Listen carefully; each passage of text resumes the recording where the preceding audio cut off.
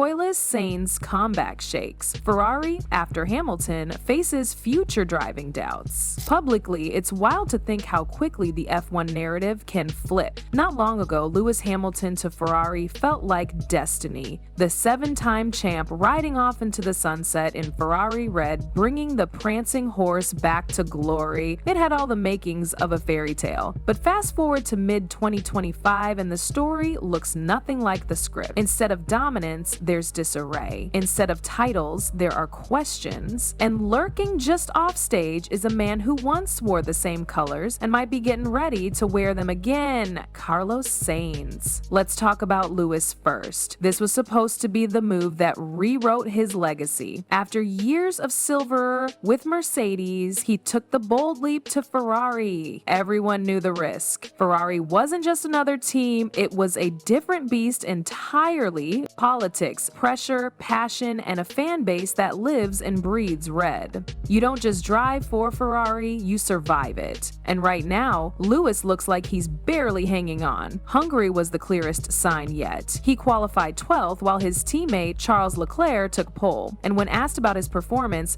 Lewis didn't sugarcoat it. "I'm useless." That's not just frustration, that's a man confronting the possibility that maybe, just maybe, this whole thing isn't working. And then came the real kicker. There's a lot going on in the background that's not great. That's not a racing problem. That's a culture problem. That's the kind of statement that makes team principals sweat. And speaking of team principals, Fred Vasseur admitted they completely underestimated the magnitude of Lewis's transition. 18 years in the Mercedes system and suddenly dropped into the heart of Italian motorsport? It's like swapping planets. The engineers, the processes, the culture, everything changed overnight. Even with familiar faces like Jerome D'Ambrosio and Luca Della coming in to support the shift, Lewis never quite looked comfortable. A few bright spots, sure. A sprint win in China, a podium in Miami, but the Sundays have been brutal. Missed strategy calls, clumsy penalties, and that lingering sense that Ferrari just doesn't know what to do with their superstar. Now here's where it gets spicy. Because while Lewis might be holding the keys to his contract with an option that runs through 2027, there's already chatter behind closed doors. If the performances don't improve by the end of the season, both sides could agree it's time to split. And guess who's been quietly waiting in the wings? Carlos Sainz. Yep, the man who gave 4 solid years to Ferrari. The man who took wins, kept Leclerc honest, and got kicked to the curb without so much as a heads up. He found out he was being replaced by Lewis, not from the team, but through a friend's phone call. Imagine that. Blood, sweat, and red all over your hands, and then just like that, you're out. Since then, he's been grinding it out at Williams, trying to make the best of a midfield car. The results haven't been sexy, but the drive, still pure Carlos. He's a known quantity, he knows the Ferrari system inside out, and more importantly, he's got an escape clause in his Williams contract if a top team comes knocking. The rumors say Ferrari already has a hand on the doorknob, so what happens now? If Ferrari and Lewis do part ways, they're not looking to experiment again. They'll want reliability, familiarity, someone who can deliver from day one. Carlos fits that mold perfectly. No learning curve, no culture shock, just a racer who knows how to get it done in red. And maybe, just maybe, that redemption arc is already writing itself. Carlos Sainz never wanted to leave Ferrari. That much is clear. He believed he was staying, he was negotiating, training like the seat was. He knew every inch of that car, every heartbeat of that garage. It wasn't just a team, it was his battleground. He fought side by side with Leclerc, trading punches on track without ever causing chaos. He delivered wins, he delivered points, he did everything right. And still, they chose someone else. The heartbreak wasn't just professional, it was personal. Now you could say Sainz was replaced by a legend. Fair. Hamilton is a titan of the sport, but legends don't always fit new castles. And while Lewis tried to settle in, Carlos packed his bags and headed to Williams, a team that was rebuilding brick by brick. For some drivers, that would have been the beginning of the end, but not for him. Sainz took it on the chin, showed up, and kept pushing. No excuses, no public tantrums, just silent, calculated work. And that attitude, it hasn't gone unnoticed. Behind the scenes, the whispers have started growing teeth. People around the paddock are saying Ferrari may have jumped the gun, that Sainz's steady hand might have been exactly what they needed in the chaos of transition. Because let's face it, Ferrari isn't just any team. It's the most emotionally volatile brand in the sport. One great qualifying lap can spark national headlines. One poor race weekend can trigger an existential crisis.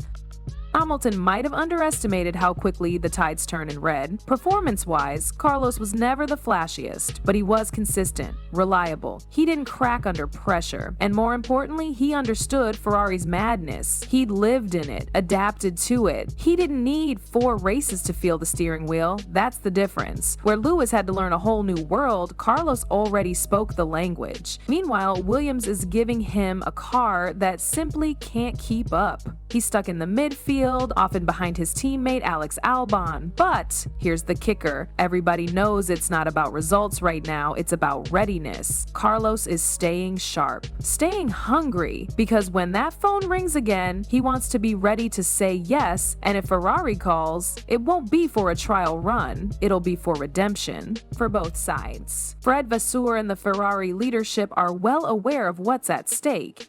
The Hamilton experiment was a risk, and risks are only worth it when the reward is clear. Right now, the reward is nowhere in sight.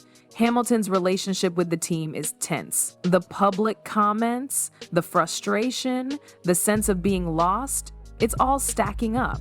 And with the pressure from fans, media, and internal politics mounting, they can't afford another misstep. Sainz would offer them something rare: stability. A driver who doesn't need a honeymoon phase. A driver who's not looking to reinvent the car, just race it. And maybe most importantly, a driver who feels like he has something to prove. Not to the world, but to Ferrari itself. Imagine the headlines. The man they let go, returning to save the team from a crisis. The redemption arc writes itself. And in a sport where storylines are half the battle, that's gold. But this isn't just about drama, it's about performance. Ferrari needs points, they need podiums, they need someone who can hit the ground running and push Leclerc to be better, not just coexist. Carlos has done that before, and he could do it again. If Ferrari wants a way out of this mess without setting the garage on fire, Carlos Sainz might just be the extinguisher they need. Fred Vasseur once described Carlos Sainz as an anchor in a storm.